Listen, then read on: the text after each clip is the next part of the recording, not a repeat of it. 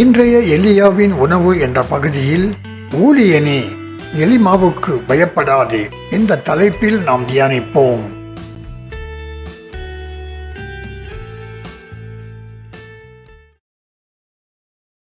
கர்த்தர் நல்லவர் என்பதை ருசித்து பாருங்கள். அவர் மேல் நம்பிக்கையாய் இருக்கிற மனுஷன் பாக்கியவான். பிரியமானவர்களே, இயேசு கிறிஸ்துவின் இனிய இன்ப நாமத்தில் உங்கள் அனைவருக்கும் அன்பின் நல்வாழ்த்துக்கள். இன்றைய செய்திக்கு ஆதாரமாக அப்போஸ்தலர் நடபடிகள் 13ஆம் அதிகாரம் 6 முதல் 12 வசனங்கள் பயன்படுத்தப்பட்டுள்ளது.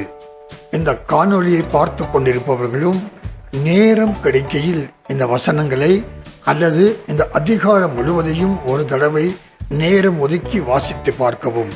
நீங்களும் ஆசீர்வதிக்கப்படுவீர்கள். சமுதாயத்தில் பிரபலமாக இருக்கிறவர்கள் எது செய்தாலும் அது உடனே சாதாரண ஜனங்கள் மத்தியில் விளம்பரமாக சென்று பிரபலமாகிவிடும். இது விளம்பர யுக்தி. அந்த பிரபலம் நல்ல நடத்தை உடையவர்களாக இருந்தாலும் தீய நடத்தை உடையவர்களாக இருந்தாலும் அவருடைய பிரபலத்தின் காரணமாக அவர்கள் விளம்பரம் செய்கிற காரியம் ஜனங்கள் மத்தியிலே பெரிய பாதிப்பும் பெரிய வரவேற்பையும் பெற்றுவிடும். இப்படி பெரியவர்கள், பிரபலமானவர்கள், நடிப்பு துறையில் உள்ளவர்கள் சுவிசேஷத்தை ஏற்றுக்கொண்டு இயேசு கிறிஸ்துவை விசுவாசித்து அவரை தங்கள் சொந்த இரட்சகராக ஏற்றுக்கொண்டு ரட்சிக்கப்பட்டால் ஏராளமான ஜனங்கள் ரட்சிக்கப்படுவதற்கு வாய்ப்புள்ளது. ஆகையினால் சாத்தான் மிகவும் தந்திரமாய் அத்தகைய பிரபலமானவர்களுக்கு, தலைவர்களுக்கு சுவிசேஷம் அறிவிக்கப்படுவதை தடை பண்ணுகிறான்.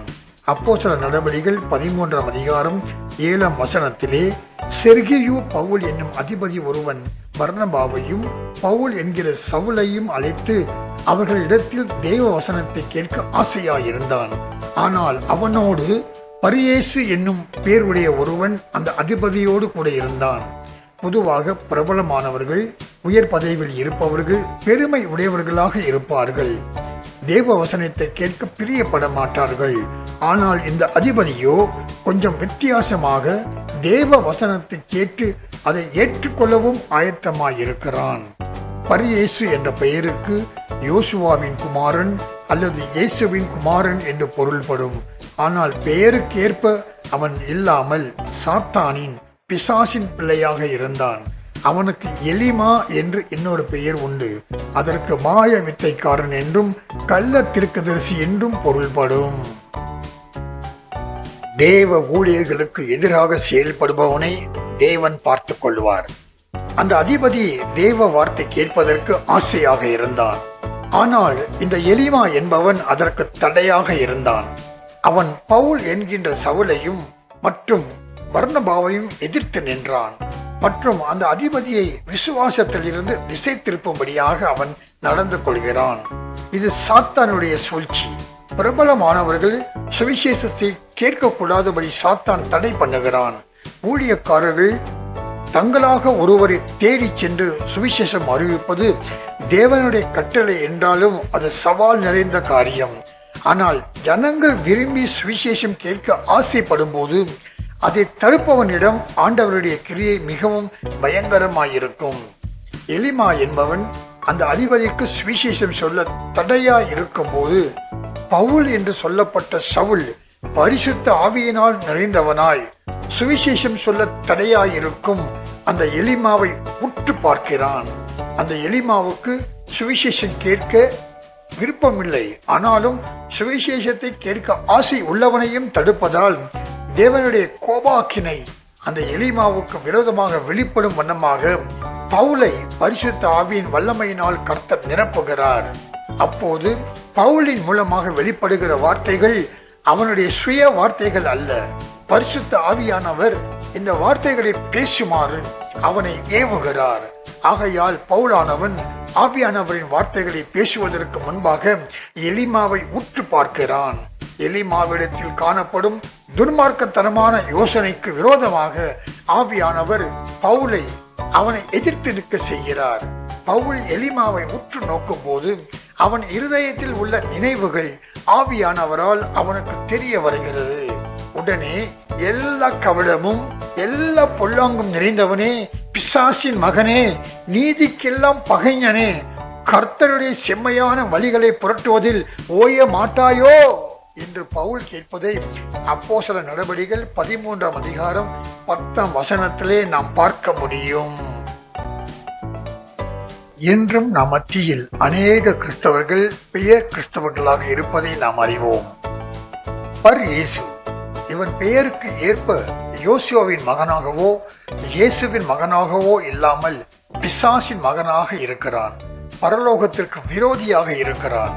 கர்த்தருடைய வழிகள் செம்மையான வழிகள். ஆத்தும சந்தோஷத்தையும் பரலோகத்தையும் செம்மையான வழியில் மாத்திரமே பெற்றுக்கொள்ள முடியும். இந்த வழியை புரட்டுகிறவர்கள் தாங்களும் சீரழிந்து மற்றவர்களையும் சீரழித்து விடுவார்கள். கர்த்தருடைய செம்மையான வழிகளுக்கு எதிர்த்து நிற்கிறவர்களின் இருதயம் கடினம் உள்ளதாயிருக்கும். துன்மார்க்கத்தனமான கிரியைகளை இவர்கள் நிறுத்த மாட்டார்கள். இப்போது ஆவியானவர் பவுலின் மூலமாக நியாய தீர்ப்பை அறிவிக்கிறார். பவுல் எலிமாவை பார்த்து, இப்பொழுதே கர்த்தருடைய கை உன்மேல் வந்து இருக்கிறது, சில காலம் சூரியனை காணாமல் நீ குருடனாய் இருப்பாய் என்று சொல்லுகிறான். சுவிசேஷம் கேட்க கூடாமல் தன்னுடைய மன கண்களை குருடாக்கி வைத்துக் கொண்டிருந்தவன் இப்போது தன்னுடைய சரீர பிரகாரமான கண்களையும் இழந்து குருடனாகிவிட்டான். ஆனாலும் இது சில காலம்தான். அவன் மனம் திரும்பி தேவனை மகிமைப்படுத்த ஆரம்பித்தால் அவன் கண்கள் மீண்டும் திறக்கப்படும். ஆவியானவர் பவுல் மூலமாக எலிமாவுக்கு கொடுத்த தண்டனை உடனடியாக நிறைவேறுகிறது. இனிமேல் அவன் தன்னை தீர்க்கதரிசி என்றும் வித்தைக்காரன் என்றும் சொல்லிக் கொள்ள முடியாமல் எலிமா உடனே தடுமாறுகிறான். பிரியமானவர்களே, கர்த்தருடைய வார்த்தைக்கு முன்பாக மனுஷனுடைய மாய் மாலங்களும் மாய வித்தைகளும் எதிர்த்து நிற்கவே முடியாது. அந்த அதிபதி இதை பார்த்து அதிசயப்பட்டு விசுவாசித்தான். எலிமாவுக்கு சம்பவித்ததை கண்டு அதிபதி விசுவாசிக்கிறான். நிச்சயம் அவன் ஞானஸ்தானம் பெற்றுக்கொண்டு ரட்சிக்கப்பட்டு இருப்பான் என்பதை நாம் விசுவாசிக்கலாம். ஜெபிக்கலாம். அன்பின் பரலோக தகப்பனே, உமக்கு எங்கள் வணக்கங்கள். இயேசுவே, பிதாவின் வலது பக்கத்தில் உட்கார்ந்து எங்களுக்காக பரிந்து பேசுகிற தயவிற்காய் உமக்கு நன்றி செலுத்துகிறோம். ஆவியானவரே, நீர் எங்களோடு இருந்து வழிநடத்தும் தயவுக்காய் உமக்கும் நன்றி செலுத்துகிறோம். கர்த்தாவே, உமது ஊழியக்காரர்களை, ரட்சிக்கப்பட்டவர்களை உமது பரிசுத்த ஆவியானால் நிரப்பி நீர் பாதுகாத்து இன்னும் ஆத்தும பாரம் உள்ளவர்களாய் வாழச் செய்து அழிந்து போகின்ற ஆத்துமாக்களுக்கு சுவிசேஷம் சொல்ல செய்கிற தயவுக்காய் உமக்கே நன்றி செலுத்துகிறோம். தொடர்ந்து அவர்கள் தங்கள் சாட்சிகளை காத்துக்கொள்ள உதவுவீராக. இயேசுவின் நாமத்தில் ஆமென்.